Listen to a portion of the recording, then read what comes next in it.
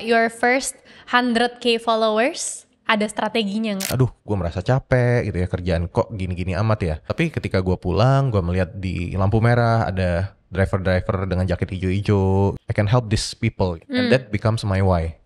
Full remote working doesn't work. Ya. What's your take on it? Apa jangan-jangan sebenarnya lo pengen duit karena lo trauma aja? 500 juta worth of mistake. Ya uang bisa dicari lah. Lo share ini, apakah lo ingin berbuat kebaikan atau lo pengen ngejelek-jelekin orang? Pengen viral aja. This is Persona, where we invite entrepreneurs to share stories only they can tell. Welcome to Persona by Ripple, where we invite entrepreneurs to share stories only they can tell. Hari ini kita kedatangan tamu seorang entrepreneur, life coach, and creator.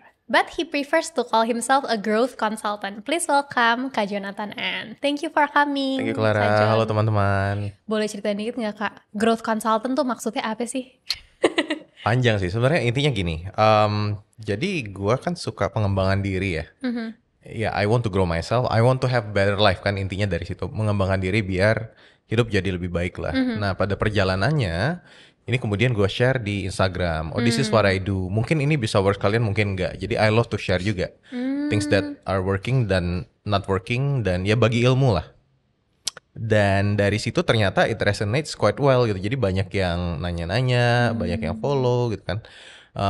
Banyak yang konsultasi juga. Dan akhirnya kayak ya udah biar gampang melabeli diri as a growth consultant. Kayak ya udah kalau lo pengen berkembang, lo bingung atau ada mindset yang butuh ditobrak, ya udah bisa tanya gue. I see. Waktu itu Kak Jon udah punya jasa life coaching ini. Nah, justru kebalik ya. Oke. Ini mungkin perjalanan kalau ngomongin personal branding nih ya. Dulu itu ini kan mulai aktif di Instagram itu dari Instagram awal nongol tuh tahun 2010 2011 kalau nggak salah. Ini 15 tahun lalu ya berarti. Enggak 15 tahun juga lah. Sekarang ya 10 tahun lalu lah. Oke. Kan ya 2011 2016 ya nggak selama itu juga. Oke. Nah, terus dari situ kemudian makin kan sambil bekerja juga ya, kerjanya di agency juga waktu marketing agency, dan wah kayaknya makin lama kerjanya makin serius, makin gak ada waktu buat traveling. Jadi makin jarang foto dan kayak kemudian merombak gimana ya caranya biar tetap bisa update ya. Sementara kan wah ini traveling udah makin jarang gitu. Traveling tuh paling setahun cuma 2 kali 3 kali gitu kan. Dan ya udahlah akhirnya mencoba posting hal-hal yang lebih relate to daily life. Nah jadi ya udah mulai ngepost tuh keseharian kayak gimana, dan akhirnya kenapa nggak share juga ya soal what I've learned gitu kan dari pengembangan diri ini.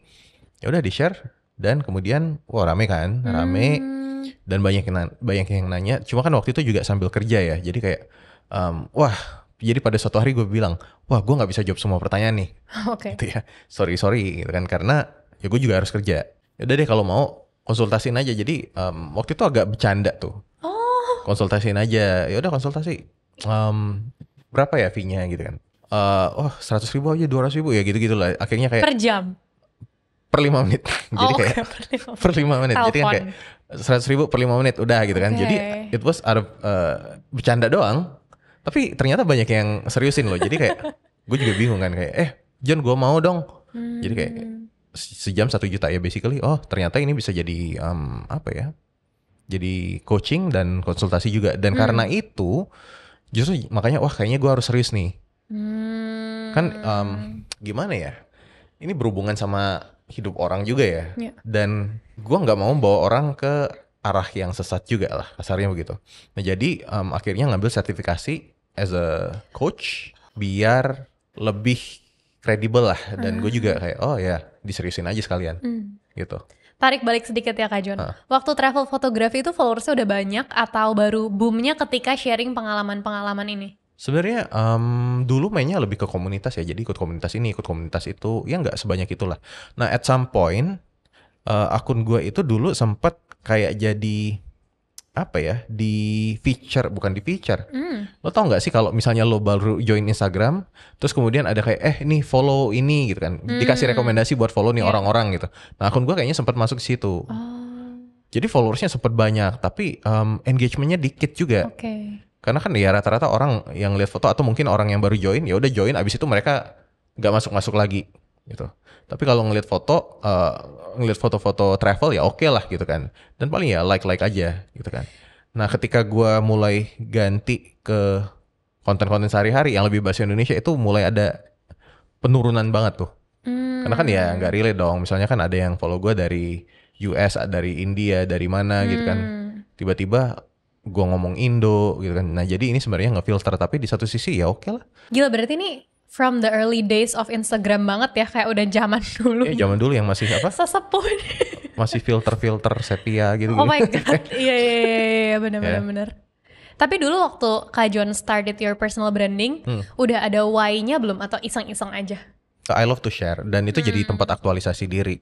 Jadi kan ketika travel, terus dulu tuh travelnya tuh benar-benar niat. Jadi di backpack tuh ada 2 kamera gitu kan, lensanya 3, terus ngejar sunrise sunset gitu-gitu loh, yang pagi-pagi bangun jam 5 dari spot sunrise gitu kan, sunsetnya juga dikejar gitu kan. Dari situ sampai your first 100k followers, ada strateginya nggak Kak John? I think post consistently aja sih. Oke. Post consistently. Dan ini loh, ketika lo membangun konten kan, sekarang orang mungkin pada nyari, oh gue pengen konten gue viral. Ketika viral, followersnya bakal nambah apa segala macam. Ya that is one thing. Viral itu kan intinya, viral itu cuma membuka pintu, membuat orang datang ke akun lo, gitu kan. Nah tapi ketika di akun lo dilihat konten-kontennya seperti apa sih di sini, gitu kan. Apakah kontennya menarik apa enggak? Ini ibarat gini loh. Lo mau ngejual rumah, gitu kan. Lo mau ngejual rumah. Nah ketika lo mau menjual rumah, ya ada baiknya lo renov dalamnya, lo bagusin lah, gitu kan. Ketika lo ngajak orang masuk, nih rumah gua, lihat nih dalamnya. Kalau misalnya dalamnya bagus, ya orang bakal, wah nyaman ya, they will like it, ya mungkin bakal dibeli. Tuh. Kalau enggak ya, wah dalamnya kayak gini, udah mereka langsung cabut lagi, gitu kan. Nah jadi menciptakan virality untuk mengundang orang datang ke akun lo itu penting. Tapi yang lebih penting lagi, you need to post consistently, biar ketika orang masuk, oh kontennya banyak, gue mau lihat dong, oh kontennya bagus-bagus ya. Ketika lo post konsisten, itu kan juga akan menguatkan your branding ya. Misalnya gue pengen dikenal sebagai foodie, ya post lah konten-konten seputar makanan gitu. Ketika lo post konten seputar makanan, meskipun mungkin nggak ada gelar chef atau apa segala macam, atau lo nggak pernah kuliah di kuliner, tapi lo akan dianggap foodie. Kenapa? Karena semua konten lo itu membahas makanan, gitu. Kalau lo pengen bikin branding sebagai entrepreneur, ya then do it gitu. Konten-konten seperti apa yang menguatkan branding lo sebagai entrepreneur? Kalau lo ngebahas rumah, mungkin malah jadinya apakah lo emang arsitek atau interior designer gitu ya, atau mungkin lo agen properti gitu, atau mungkin apa. Jadi dengan post konsisten lo akan menguatkan branding lo, dan orang jadi langsung relate, oh ini bahasnya tentang ini gitu. Tapi dulu when you started udah tahu that why-nya belum, atau kayak personal branding seperti apa yang mau dibentuk, atau kayak justru nemuinnya along the way gitu Kak John? Nemunya along the way sih. Jadi kalau gue nemu why gue, itu dari gue kerja di marketing agency. Jadi before I was an architect. Gue lulus arsitek, sempat kerja di Singapura, kena krisis moneter, jadi kena layoff, balik lagi ke Indo, terus ditawarin kerja di social media. Awalnya kayak, oh yaudah coba aja, I'm open to new things aja, coba. Dan ketika dicoba, gue ngeliat kayak, oh ternyata cukup menyenangkan juga ya. It feels like gue membantu hidup orang gitu. Karena kan ya marketing kan kayak gitu ya. Oh ini brand Nike misalnya, just do it gitu. Nike membuat orang-orang yang merasa, aduh gue gak pede nih ketika gue harus olahraga. Kenapa? Karena gue bukan atlet. Nah itu mungkin di tahun 90 ketika slogan just do it itu dibuat kan, 90 it's all about atlet, it's about performance. Kalau sport ya kita ngomong. Sedangkan gue siapa gitu kan. Tapi Nike bilang kayak, ya just do it. Lo mau olahraga aja. Jadi very empowering gitu ya. Buat orang-orang jadi semangat olahraga. Nike dulu 2012 kayaknya sempat bikin aplikasi yang Nike Run, suddenly semua orang lari bareng, gitu kan. Nah, hal-hal itu yang buat gue, ternyata gue bisa membantu mentranslate brand-brand di luar sana, ini untuk empowering hidup-hidup orang. Ini baru pertama megang sosmed nih ceritanya? Betul. Gitu. Jadi di 2 tahun pertama gue lah, gitu kan. Nah, di situ jadi, it feels like I'm helping people. Dan gue kayaknya juga cukup senang bantu orang ya. Kemudian gue sempat kerja juga di Gojek kan. Gue sempat kerja di Gojek. Kalau ngomongin kerja di startup itu menurut gue Oke lah, di satu sisi mungkin orang ngomongin soal duit ya, duitnya lebih gede. Oke, duitnya lebih gede, tapi yang nggak disadarin itu sebenarnya jam kerja lo juga lebih banyak gitu. Jadi gue bangun jam 7, jam 8 itu gue udah buka laptop, gue kerja di rumah. Gitu. Oke, gue nyampe kantor jam 11 sih, gitu kan. Jam 8 kerja, kirim-kirim apa segala macem, udah jam 10 kelar, mandi, ngantor, rumah nggak jauh dari kantor. Nah, sampai kantor jam 11, oke lah, wah lo enak ya bisa ngantor jam 11, tapi gue udah kerja jam 8 gitu kan. Dari jam 8 tuh gue kerja.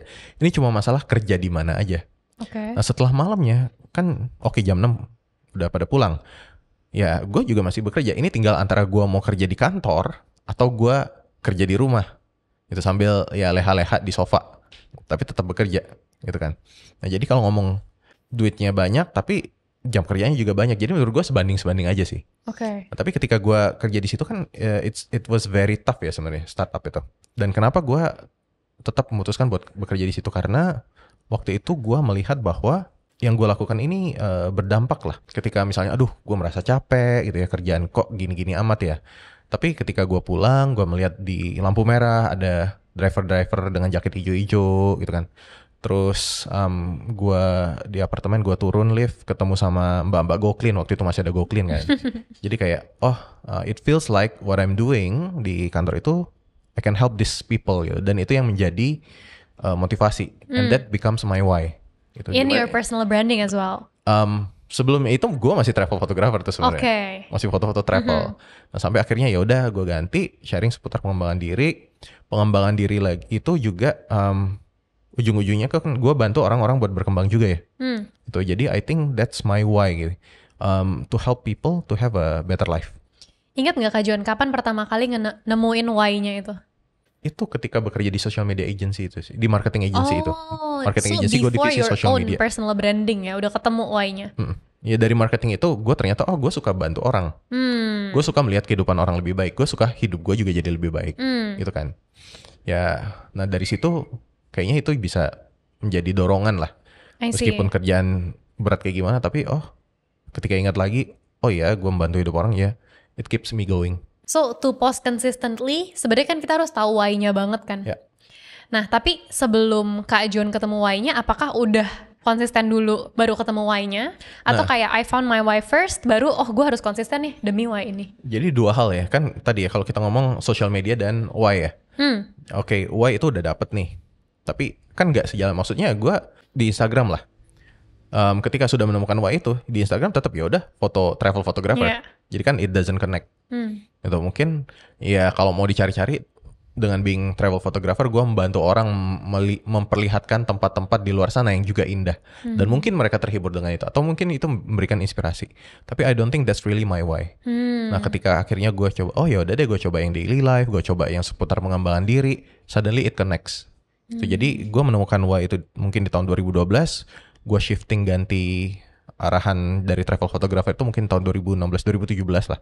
2017, nah jadi 2018-19 itu baru merge ini keduanya. Then I start to insert my why into my social media. I see. Gitu.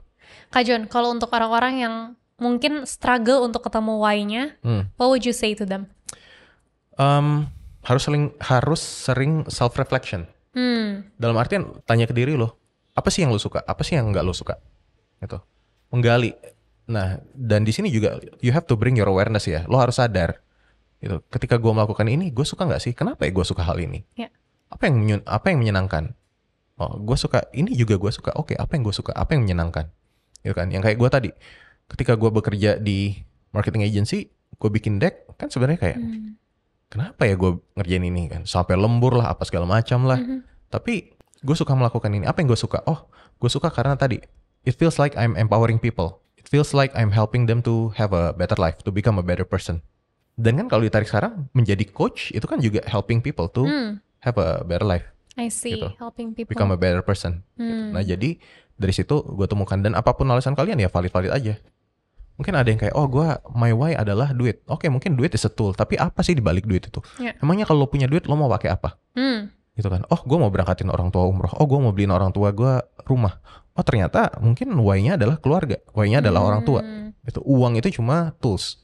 Gitu kan. Nah, yang sayangnya sekarang I think banyak orang yang ya udahlah gue uang itu sangat di highlight ya. Jadi kayak- end goalnya ya. Jadi kan goal is money gitu kan. Oh gue pengen kaya, gue pengen punya uang segini, gue pengen investasi kripto gue to the moon apa segala macam, you name it lah. Iya. Tapi then what gitu? Kenapa lo pengen ini? Itu yang perlu digali lagi. Kenapa sih? Apa jangan-jangan sebenarnya lo pengen duit karena lo trauma aja? Mungkin dulu kayak past life gue melihat orang tua gue struggle dengan uang gitu, dan gue tidak mau itu lagi. Gue mau have a better life, have a stability. Mungkin dulu juga gara-gara uang dia melihat ada keluarga yang sampai berantem gitu kan. Jadi ketika nggak punya uang jadi berantem, oke, maka gue punya uang biar gue nggak perlu berantem. Money trauma ya. Ada traumanya juga. Is Nah that itu a yang good harus enough digali why kan. though? Betul. Tapi menurut Kak John itu cukup gak? Itu why yang cukup gak? Sebenarnya panjang ya. Nggak ada yang salah. Oke. Nggak ada yang salah. Kalau menurut lo itu penting buat lo ya, then go for it. Gue nggak bisa bilang ada yang benar ada yang salah karena tujuan kita juga beda-beda. Background kita beda-beda. Gitu. My personal family background, history, gue dibesarkan seperti apa akan beda dengan lo dibesarkan seperti apa. History keluarga, cara mendidik, pola pikir semua berbeda. Nah jadi instead of semua harus begini, ya deh pikirin aja kayak everyone has a goal. Atau sesimpelnya gini deh, semua orang punya tempat libur favorit. Ada yang suka ke pantai, then go for it. Ada yang suka ke gunung, go for it. Gitu kan. Yang salah adalah ketika gue memaksa semua orang, lo harus suka pantai. Kenapa? Karena gue suka pantai. Lo suka gunung, ngapain sih di gunung? Mending lo pantai aja. Gitu kan. Sementara anak gunung, ya menurut gue pantai itu boring. Di gunung itu lebih banyak view-nya. Ada flora dan fauna, you name it. Dan gue merasa connect dengan alam di sini. Lo ngapain di pantai? Mending lo ke gunung aja. Pantai itu salah. Nah itu loh. Kan yang terjadi sekarang adalah di social media, everyone trying to force their context into others. Tanpa menyadari sebenarnya others juga punya konteks gitu loh. Sebenarnya nggak ada yang salah, cuma yang perlu kita sadari adalah oh ya semua orang punya konteks. Misalnya kalau Clara bilang gue suka gunung nih, misalnya Clara bilang oh gue sukanya pantai, dan gue akan coba mikirkan konteks. Oh mungkin Clara suka pantainya begini. Oh ya mungkin itu alasan Clara suka pantai. Udah that's it. Gitu. Jadi ada part toleransi gitu loh. Dan kita mencoba memahami konteks ya. Mungkin Clara juga nggak jelasin, oh konteks gue suka pantai karena ini itu. Cuma kan kita nggak bisa jelasin ke semua orang kan. Jadi oh ya udah I believe you have your own reason. I'm trying to understand your context. Meskipun benar atau salah nggak tahu lah. Tapi ya itu jadinya toleransi. Nah itu. Did you figure this out through your life coaching? Iya, mungkin dari gue tuh orangnya banyak ngomong sama diri sendiri sih. Oh oke. Nah aku mau nanya juga sih. Technically, how does it look like? Do you like talk to yourself through voice note atau kayak journaling atau gimana? Gue suka mikir orangnya. Oke. Gue suka mikir. Jadi kalau ada satu kejadian gue marah, gue akan mikir kenapa ya gue marah tadi. Like duduk diam aja gitu, take your time to think. Ya apa sambil nyetir juga, kenapa gue kayak gini ya, kenapa gue itu lagi olahraga juga kadang ya begitu, gitu. Mikir gitu. Misalnya gini, gue ada satu cerita. Jadi kan gue kerja di rumah nih ya, gue kerja di rumah, terus ada gym dekat rumah, jadi gue nge-gym situ lah. Jadi pagi-pagi jam 10-11 gue keluar, terus tiba-tiba gue mendengar ada suara yang asing di rumah gue. Gitu kan. Jadi suara apa nih? Dia ada di pintu samping. Jadi gue ke pintu samping, ke area service di area ART. Nah terus di area service di dalamnya ada mbak-mbak tetangga lah, gitu kan. Ada ART tetangga yang datang bawa anak gitu, main sama anaknya ART gue. Dan terus di situ gue merasa kesel. Loh ngapain mbak ini di sini gitu kan? Terus gue bilang mbak kalau mau main di luar aja, gitu. Ya udah si mbaknya udah keluar, terus gue jalan ke gym. Dan gue mikir, sepanjang gym gue olahraga, gue juga angkat barbel, gue mikir kenapa ya gue marah gitu. Apa yang bikin gue marah? Gitu kan. Oh ternyata gue marah karena nih orang kok ada di dalam rumah gue. Gitu kan. Kalau di luar gak apa-apa, tapi ketika dia udah melangkahi pintu servis, itu gue menganggap itu di dalam rumah gue. Gitu. Dan ini kan rumah gue, kok lo gak minta izin sama gue sih? Gitu kan. Seakan-akan gue tidak dianggap gitu loh. Seakan-akan gue merasa tidak dihargai. Oh ternyata respect. Gue cuma butuh di-respect. Gitu. Dan respect is my core value. Gue pengen di-respect orang dan gue juga harusnya merespect orang dong. Gitu kan. Nah setelah gue dapat pesannya, oh ya udah, marahnya ya udahlah, udah dibuang ya. Terus akhirnya ketika gue pulang, gue panggil RT gue. Gue bilang, lain kali kalau misalnya ada orang yang mau masuk rumah siapapun itu, selain kalian gitu ya, izin ke saya dulu. Gitu. Ya mungkin saya akan kasih, mungkin enggak, tapi izin ke saya dulu. Udah simpel itu. Wow, you are a very self-aware person ya. Ya, dan untuk tahu bahwa kayak gue lagi marah nih, itu udah first stepnya. Nah, jadi ya itu juga belajar sih. Gue bisa bilang kayak gue juga baru tahu ini di usia hampir 40 ya. Gimana caranya? Sekarang udah 40, 41 sih. Nah, itu caranya adalah lo sering ngobrol sama diri lo sering nanya. Gitu kan. Selama ini kita itu diajarin nanya itu keluar. Gitu kan. Dan kita selalu diajarin ngeliat keluar. Lihat tuh si anak ini udah begini gitu. Lihat tuh si tangga itu udah begitu. Kamu kapan? Kan biasanya kayak gitu kan. Si ini udah nikah, kamu kapan? Si ini udah kuliah S2, kamu kapan? Ini bisnisnya udah sukses, lu gimana gitu kan. Kita selalu diajarin untuk ngeliat keluar, tapi kita nggak pernah diajarin ngeliat ke dalam gitu. Lo sebenarnya maunya apa sih? Gitu. Kan gue bisa bilang, gue kuliah aja. Gue kuliah nggak arsitektur, gue tuh nggak tahu. Kamu kuliah, dikasih pilihan. Gue ngambil apa ya? Bahkan gue kira dulu teknik sipil itu buat jadi pegawai negeri sipil. Sesimpel itu gue nggak taunya ya. Lucu. Tapi ketika arsitek, ya udahlah gue bisa gambar dikit-dikit, ya udah. Then I choose arsitek. Cuma alasan itu. Tapi kan gue tidak menggali ya. Nah, harusnya memang digali-gali. Dan mungkin orang tua gue dulu juga ya udahlah, apapun yang penting kuliah. Tapi kuliahnya apa juga nggak ngerti gitu. Jadi memang sedari kecil kita harusnya diajarin untuk bertanya ke diri sendiri, menggali diri sendiri maunya apa yang kita suka, apa yang kita tidak suka gitu kan. Even tadi dari contoh yang soal RT tetangga aja, gue jadi menemukan bahwa core values gue adalah respect. Oke. Yaudah itu salah satu core values, dan mungkin ada banyak lagi core values dari diri gue yang perlu gue gali. Gitu. Dan dari my self reflection journey juga yang gue pahami gini, sebenarnya hidup kita buat apa sih? Nah, menurut gue sekarang hidup kita buat nemuin diri kita sendiri aja. Jadi dulu bayangin kita itu ketika kecil gitu kan, kita udah tahu kita kayak gimana. Tapi seiring kita dewasa, kita kan banyak banyak mungkin dididik dengan cara yang bisa dibilang nggak sepenuhnya benar juga.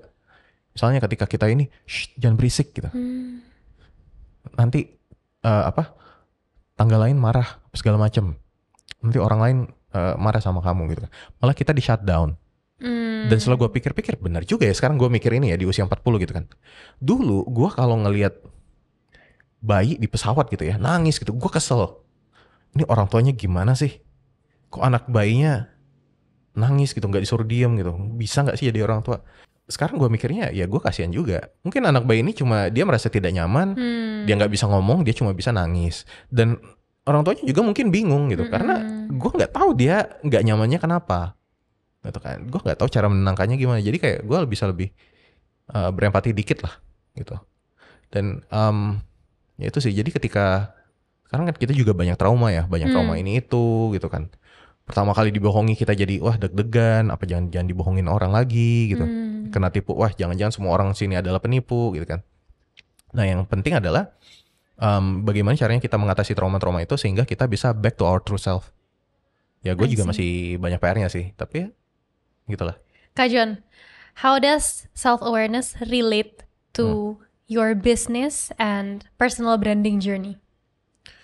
Oke, self-awareness ke bisnis ya. Kan tadi gue juga ngomongin dari self-awareness gue bisa menemukan core values ya. Ternyata salah satu core values gue adalah respect. Nah ternyata ini juga kita temukan nih di bisnis. Jadi gue punya marketing agency namanya 5758. Ya Maju Mapan lah. Lucu Maju banget namanya. Nah terus di Maju Mapan ini usianya sudah 4 tahun. Dan kita juga eksperimen terus, berubah terus. Jadi I think kita grow juga ya, dari yang tadinya kecil gitu kan.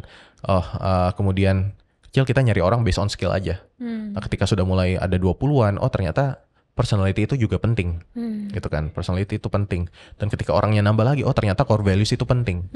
Gitu. Kenapa? Karena kita melihat core values kita apa nih? Gitu. Misalnya gini, aduh kok tim gue nih kerjanya lambat banget ya. Nah berarti kan itu mulai ada pertanyaan. Bisa jadi gak efisien, bisa jadi kurang gercep, gak satset gitu kan. Karena di awal mungkin gue gak nyari orang yang satset. Gitu. Sementara digital marketing kan kita lakuin, itu kan selalu berubah ya, cepat. Butuh adaptability yang tinggi. Butuh orang yang satset, yang agile lah. Then we need agility. Agility itu menjadi core values. Kayaknya ini penting. Oke, kita jadiin core values. Nah dari situ kan enak. Semua karyawan baru yang masuk harus ada agility. Kalau karyawan lama yang nggak punya agility gimana? Ya harus ada. Harus bisa tumbuh kan. Kita sediain training. Ini how to be agile. Kalau masih nggak bisa dapat ya apa boleh buat. Mungkin nggak cocok aja. I see. Gitu. Dan ya ini cuma kayak ya udah anggap aja company tiba-tiba shifting direction. Nah tinggal dari sudut pandang karyawan. Kalau lo mau tetap relevan dengan company, ya lo harus shift juga. Gitu. Kita tiba-tiba mau belok kanan, ya lo juga harus mau ikut belok kanan. Kalau tetap maksa berada di kiri, belok kiri gitu ya. Mungkin this company is not for you. Kayak no hard feeling aja gitu kan. Gitu. Dan mungkin ya lo bisa cari company lain yang mungkin lebih sevisi, lebih pengen belok kiri atau gimana. Nggak apa-apa juga. Menarik, mau nanya lebih banyak soal itu, tapi before we move into entrepreneurship, mau nanya satu terakhir tentang personal branding. Yeah. Kak John, do you think that you have to be opinionated to be successful in personal branding? Dalam hal, misalnya, konteks. In anything in life, kayak you always have to have an opinion on something gitu. Misalnya ada sebuah isu, kita harus tahu nih opini kita apa gitu. Being opinionated in general. Oke, apakah dalam konteks opinionated dalam berarti gue sampaikan di social media? Iya. Kalau dari gue begini, satu, gue tidak akan mengomentari hal-hal yang gue tidak mengerti. Oke. Gitu. Misalnya sekarang tiba-tiba ada trade war, gue bukan orang ekonomi, gue mungkin gak akan ngomong banyak. Gue mungkin akan ngomong dari sisi gue sebagai konsumen aja. Trade war. Harga naik nih, damn it, gitu. Udah gitu doang. Kalau gue bahas, wah kebijakan ini jadi begini, kayaknya bukan ranah gue. Politik juga gue nggak mau menyampaikan terlalu banyak. Gue tidak menyampaikan sebagai analis, gue menyampaikan sebagai warga.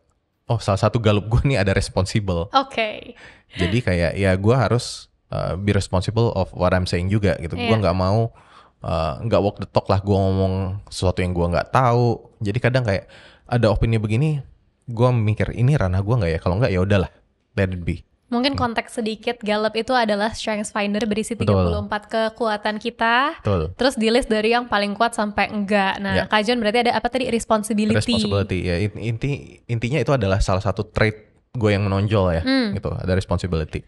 Jadi responsibility tinggi. Nah, terus yang mau dikomentari nih apanya? Kalau konteksnya in your topic niche, let's say self-development berarti ya. Do you have to be opinionated? Bisa jadi, tapi gini, gue nggak akan komentarin orangnya. Oh. Gue akan mengomentari idenya, gitu ya. Seperti kemarin tuh, selain donatur dilarang ngatur, gitu. Itu menggelitik sih. Kasus nasional itu. Betul. Dan gue sempat bikin konten juga. Gue nggak membahas orangnya. Gue di konten itu gue bilang gue nggak membahas orangnya, tapi gue mau membahas idenya. Selain donatur dilarang ngatur, ada benernya juga, gitu kan? Ya memang kita nggak boleh ngatur-ngatur orang lain. Mau kita donatur mau bukan, lo jangan ngatur orang lain, gitu. Mau itu orang tua ya sebaiknya jangan ngatur karena semua orang itu punya their own freedom lah, free will lah, gitu kan. Lo bisa melakukan sesuatu. Dan sebaliknya juga, apakah memang uang itu penting ya, gitu kan? Karena kayaknya hidup kita based on money banget. Nah ini jadi kita mendiskusikan ide. Gitu. Jadi opinionated terhadap idenya, bukan orang lain gitu ya. Dan balik lagi kalau kan, orang lain jadinya gibah takutnya gitu ya. Iya kayak ngapain, gitu kan? Orangnya gini, gue juga percaya kenapa orang itu bisa berpikir seperti itu. Ya mungkin cara didiknya, mungkin keluarganya. Konteks lagi ya. Konteksnya, mungkin dia hidup di mana di keluarga didikannya adalah uang itu penting. Kenapa? Mungkin buat orang tuanya, ya mungkin dididik dari kakek neneknya, yang mungkin kakek neneknya entahlah dulu zaman perang kayak atau misalnya imigran kesini kayak gitu kan, yang buat survive lo butuh duit. Jadi di mereka duit itu penting. Nah, tapi kan sekarang kita sudah di masa perang gitu kan, kita udah mulai lebih santai gitu ya, lebih aman gitu. Nyari uang juga bisa lebih mudah lah dibanding zaman-zaman perang dulu, gitu. Apakah value ini masih relevan atau perlu digeser? Kan even sekarang Gen Z ngomongin mental health.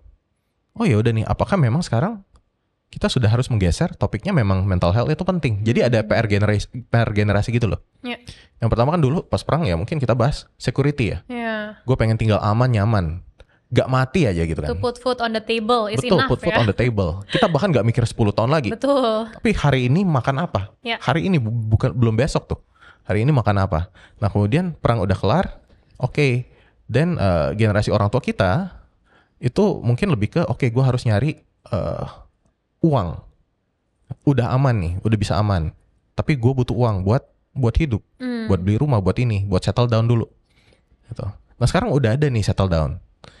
PR berikutnya mungkin ya kita akses lagi ya mental health mungkin gitu.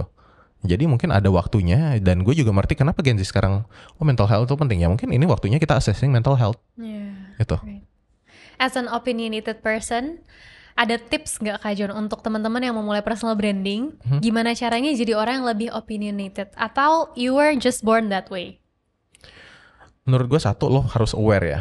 Harus aware sama your thinking. Dan ini balik lagi, bukan soal orangnya.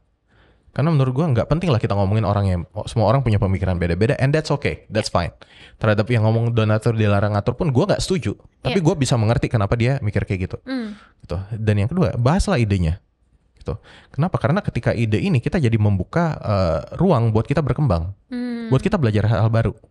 Gue bisa salah, gitu. Dan kita nggak harus stick with kita selalu benar.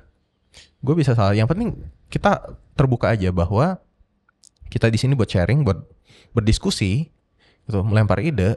Bisa jadi ada ide-ide baru yang gue belum tahu dan ternyata bisa juga ya, masuk akal juga ya, gitu. Itu mungkin bisa membuat kita jauh lebih berkembang. Dan yang penting adalah your intention itu apa.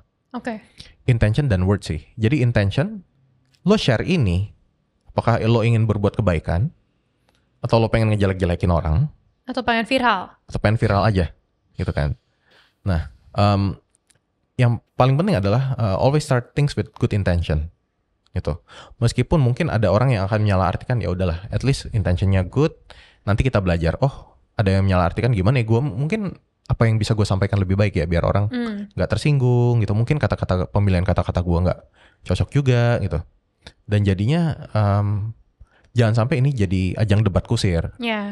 Gitu. It's not about debat kusir, tapi kan tentang gimana caranya kita bisa saling memperkaya pandangan dan ya semuanya grow aja.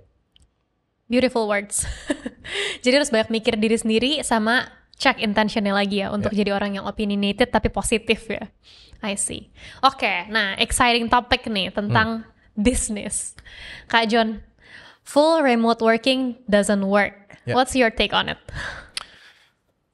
Ternyata it works loh. Ternyata bisa works. Tapi gini, gue bisa bilang, oke, mungkin konteks ya. Agensi gue maju mapan, kita itu kerja no physical office, jadi kita kerjanya 100% virtual. Timnya ada di mana-mana. Sekarang kita ada 40-an. Wow. Ada yang di Bali, Jogja, Bandung, Makassar. Dulu tuh paling jauh tuh ada di Sumatera Utara. Lupa gue di mana ya. Tapi bukan di kota Medannya, tapi di mana yang gitu. Aku pernah dikasih lihat virtual office-nya yang kayak main-main betul, gitu, kayak The Sims, lucu banget. Ya, jadi ada platform lah namanya Gather Town, ya itu tadi kayak anggap aja kayak The Sims office di mana semua orang ada di situ. Jadi kalau mau ngobrol sama orang kita tinggal nyamperin ruangannya ke mejanya. Nah, ketika di satu ruangan nanti langsung otomatis terkonek audio video. Iya. Dan ini kita juga menemukan ini di tahun ketiga nih kayaknya. Oh wow. Ya, tahun ketiga. Jadi sebelumnya itu it's full trial error juga. Nah, untung kan gara-gara pandemi jadi kayak ya udah kita nggak usah buka kantor gitu ya. Nggak usah buka kantor, then we do Zoom gitu kan. Oh, ada Zoom. Nah, dari Zoom ini kok kayaknya nggak deket ya. Dan kita menyadari bahwa kita itu buka Zoom kalau meeting doang. Tuh, kalau nggak meeting ya udah nggak ketemu. Jadi mungkin meeting sehari sejam 2 jam. Habis itu udah kita nggak ketemu nggak ngeliat. Jadi kayak nggak ngerasa deket, nggak ada connection gitu. Nah, dari sini pun yaudah kita coba deh. Udah ketemu pokoknya kita online stay di Zoom jam 9 sampai 11, terus jam 3 sampai 5. 3 sampai 5 ngapain? Ya udah kerja aja. Kerja aja, tapi kita bisa on cam, kita bisa lihat-lihat, kita bisa ngobrol apa segala macam kalau butuh. Nah, terus dari situ kayaknya garing juga, ya udah sore-sore kita adain sesi sesi tell me something I don't know tuh kayak semua orang bisa menyiapkan presentasi 10 menit jelasin topik apapun gitu. Buat bonding ya. Ya, terus kita bikin games gitu. Bikin apa ya gitu. Nah, sampai akhirnya kita menemukan platform si Gather Town namanya. Di mana semua orang bisa standby di situ. Gitu. Jadi ya tadi kayak kita bikin virtual office dengan meja masing-masing. Jadi kita ada 40 orang, ya ada 40 meja di situ. Ada ruangan-ruangannya, ini ruangan finance, ini ruangan HRD, ini ruangan board of director, ini ruangan account dan segala macam gitu ya. Nah, jadi kayak ya udah anggap aja kayak ya benar-benar secara layout dia kayak office tapi virtual dan semua orang standby. Ketemu dari mana lagi tuh? Gak tahu ya ketemu dari mana ya. Dapat aja. Lucu banget. Dan nah, ketika dulu itu persepsi kita bahwa kerja di rumah adalah lo bebas ngapain aja, nggak gitu juga. Akhirnya ya kita mengerti bahwa ya udah lo kerja di rumah ya lo standby bekerja gitu. Ya akan ada momen-momen lo ke WC, lo apa, mau istirahat boleh gitu kan. Tapi ya lo bekerja, dan kita juga ini trial error juga. Ada kok orang yang cocok bekerja remote working, ada yang enggak. Ada kemarin salah satu orang yang dia merasa gue nggak bisa nih, nggak ketemu orang, gue harus ketemu, gue nggak dapet energinya. Gak cocok berarti. Jadi dia resign, nggak apa-apa. Ada juga yang kayak ketika probation, ternyata dia ngilang-ngilang nih. Jadi dia nggak standby di office gitu, nggak standby di platform tadi. Terus juga ketika di WhatsApp balasnya lama gitu, 3 jam 4 jam, nggak bisa. Ya kan sebenarnya sama aja kayak lo di kantor. Lo di kantor juga lo standby gitu kan.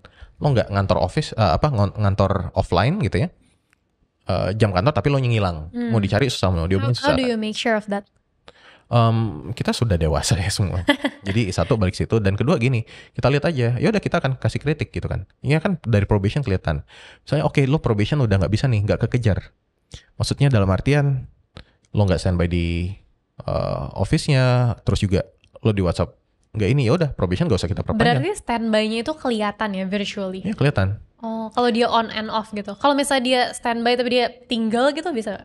Ya bisa aja, tapi kan masalahnya gini, ketika kita butuh nanya, lo harus jawab. Oh, right. Ada juga yang kayak gini, misalnya ada juga ibu-ibu yang kayak, gue mau jemput anak gue sekolah dulu. Ya kan tinggal berkabar aja. Gue jemput jam 1.30 gue balik ya, 30 menit gue Be right cabut. back gitu ya? Oke, so be it gitu kan. Jadi kita ngerti gitu. Dan misalnya kan kita udah ada meeting ya. Meeting kita jam segini. Ya meetingnya juga di online juga. Jadi bayangin ya ada satu ruangan meeting, semua nomprok di situ. Dan ketika nomprok kan jadi kayak audio videonya gabung, kita bisa ngobrol. Ya kayak Zoom biasa lah basically. Nah, ya lo juga harus adjust jadwal lo sesuai itu. Gitu. Jangan kayak nggak bisa nih, gue mau ngapain gitu. Mungkin stigma dari remote working itu antara banyak miskom, atau yang kedua nanti kita nggak tahu nih tim kita beneran kerja apa enggak. Betul. Cara tackle-nya gimana? Itu caranya adalah di platform Gather ini, kalian coba deh, atau lo nggak tahu deh lo tunjukin footage atau gimana nanti ya. Nah, screen record. Jadi di platform ini semuanya online di situ. Jadi kasarnya gini, kita kerja dari 9 to 6 gitu ya. 9 to 6. Ya lo 9 to 6 lo online. As simple as that. Soalnya kayak ketika ngantor, lo harus di kantor 9 to 6 offline gitu. Ya udah, lo datang ke kantor itu, lo duduk di meja lo jam 9 sampai jam 6. Ada nggak case-nya pas orangnya disamperin dia AFK gitu?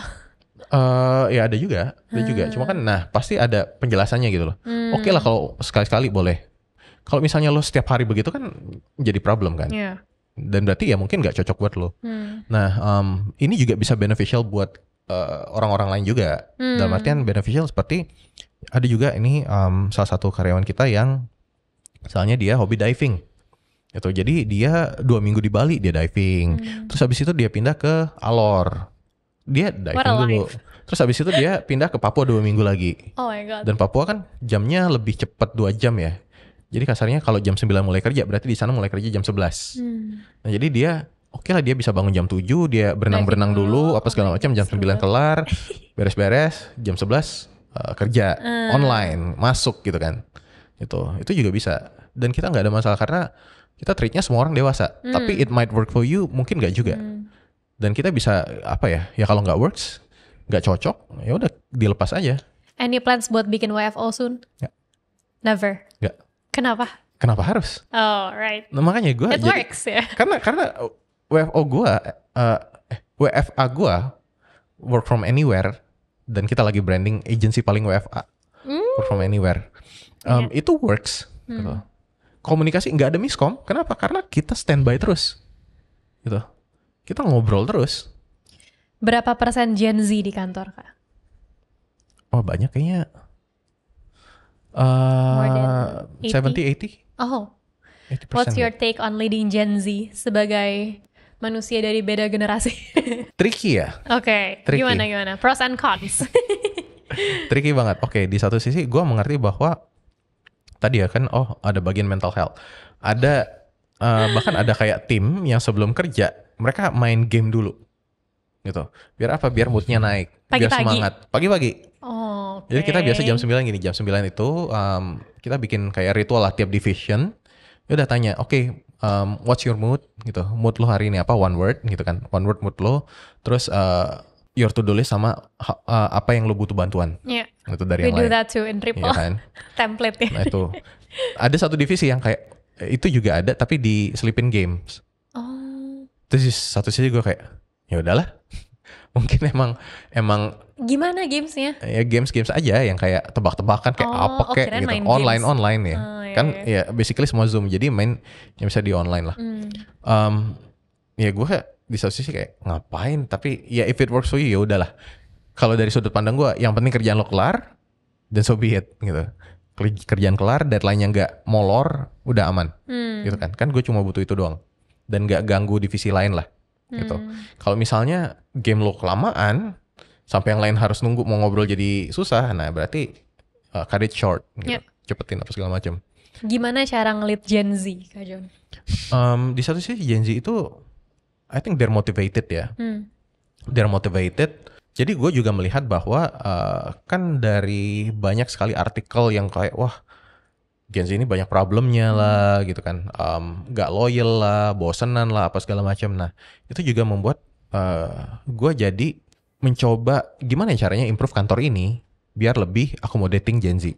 Dalam arti satu, oh mereka bosanan, oke gimana caranya kita bisa bikin kantor ini tidak membosankan. Oh ya udah kita bikin ada sesi-sesi.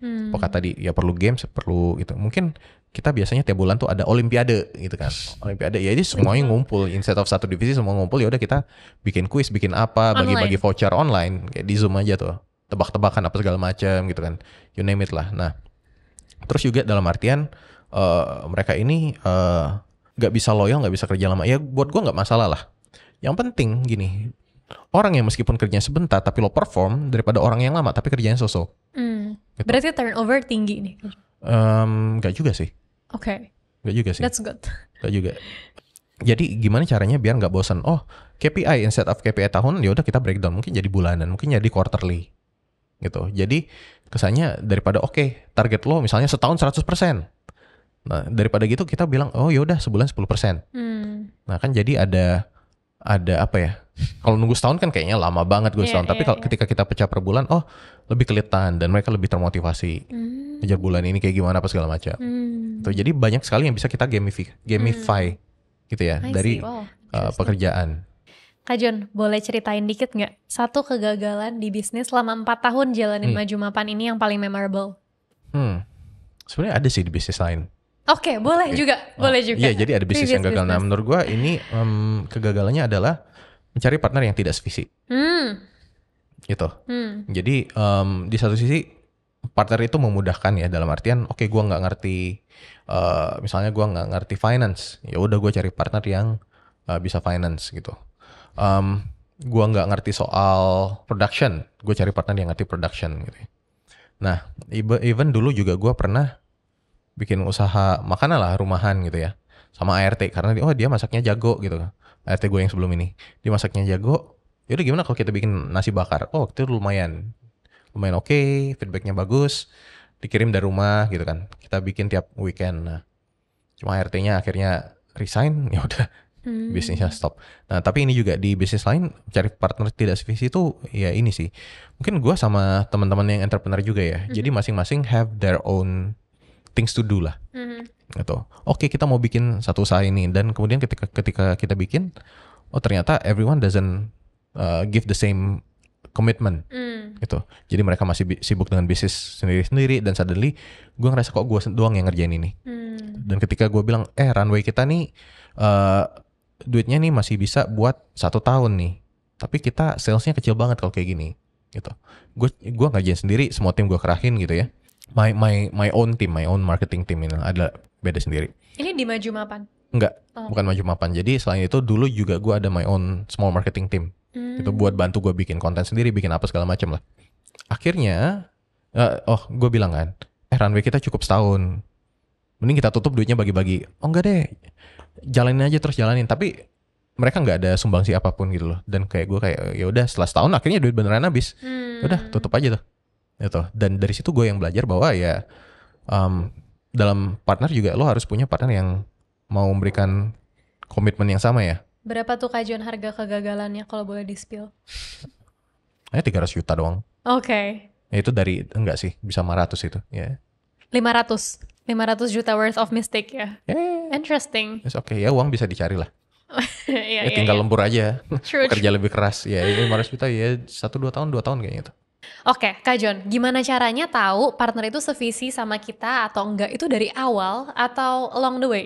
Yang pertama dari awal ya. Dari awal ya lo harus tahu sebenarnya tadi apa sih yang lo cari, core values apa yang lo cari. Lo pengen partner yang kayak gimana, itu juga lo harus bisa define. Dalam artian oke, kira-kira kebayang gak pace kerja lo akan seperti apa, target lo seperti apa. Sesimpel gini, oke, target kita misalnya kita harus sales 10.000 produk gitu ya dalam waktu 1 tahun. Ya kan tinggal di breakdown per bulannya berapa gitu. Oke, per bulan ternyata sekian. Oh, yuk kita harus genjot nih. Nah, ketika genjot semua mau bantu nggak? Semua mau bantu dengan tercapai atau enggaknya itu kan 2 hal yang berbeda ya. Ya semua bisa bantu nggak tercapai, tapi minimal semua bantu kan gitu. Itu satu. Nah, jadi di awal ketika lo mau mulai bisnisnya, you need to set boundaries, rules atau constitution lah. Oke. Di satu sisi, gue bakal ngurusin apa, lo bakal ngurusin apa, dia bakal ngurusin apa. Gaji kita berapa? Apakah kita akan narik gaji atau enggak? Modal yang akan kita taruh berapa? Gitu. Jadi semuanya harus jelas. Kenapa? Biar ketika jalan, gak ada nggak enakan.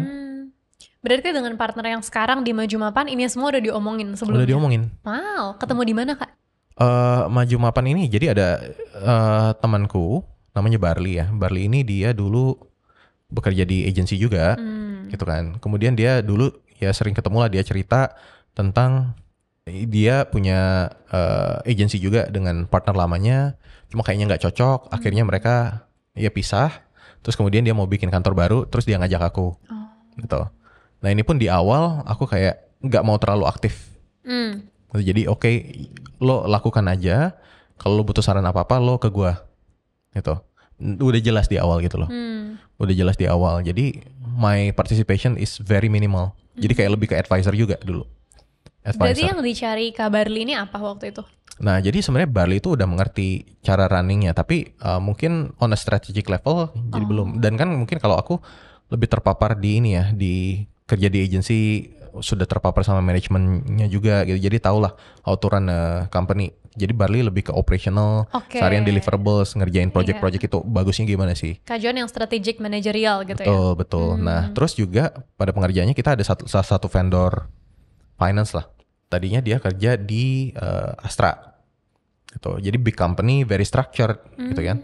Dan akhirnya karena dia kerjanya bagus, kita rekrut dia juga, kita tarik jadi partner. Karena dia yang jadi ngurusin si finance kita. Gitu. Kenapa? Karena ini adalah area yang kita nggak mengerti nih, finance gitu kan. Karena kita sama-sama kerjain, aku dan Barli ini di agency. Nah ada finance ini namanya Ovan gitu ya. Akhirnya Ovan join, dan Ovan ini yang membawa structure, gitu kan. Kan aku sama Barli ya cukup ya agency yang kadang hajar aja berantakan, messy lah. Nah tapi Ovan yang sudah terbiasa kerja di company yang gede gitu, yang ada structure segala macam, dia membantu ngebalancein gitu. Dan bisa dibilang secara finance kita rapi banget. Wow. Kak John, when do you recruit somebody as a team member or as a partner? Kenapa nggak cukup jadi team member? Kenapa harus jadi partner gitu? Kapan kita rekrut sebagai partner? Itu pertanyaan yang bagus. Ini pun kita harus melihat value apa sih yang bisa dia bring ke dalam company. Gitu. Apakah perannya replaceable apa enggak? Gitu. Kalau irreplaceable baru jadi partner. Kalau irreplaceable nggak bisa tergantikan ya jadiin partner. Kalau value-nya ternyata lebih ya jadi partner. I see. Dan kan kalau partner itu juga dari sisi remunerasi ya, pembayaran ya, payment fee, dari sisi fee itu kan kita juga bisa tawarin fee saham aja, saham dan dividen lah. Itu kan juga jauh lebih menarik. Dan ada semakin termotivasi untuk ngembangin perusahaan juga. Gitu. Kalau team member kita biasanya akan ada posisi-posisi, ya udah kita udah tahu, kita udah bikin struktur perusahaan, posisinya ini segala macam, you name it lah. Gitu. Kak John by the way baru menikah ya 6 bulan lalu. Selamat ya. Terima kasih. Gimana? How does being an entrepreneur shape your dynamic of marriage or relationship beforehand? Aku dengar ada strategic summit relationship-nya. Oh betul. Apa kita mau undang aja ini mungkin nih Ibu Mrs. Jonathan N. loh. Oke. Ibu Ida Swasti. Ini dari episode minggu lalu kita bawa lagi ke sini.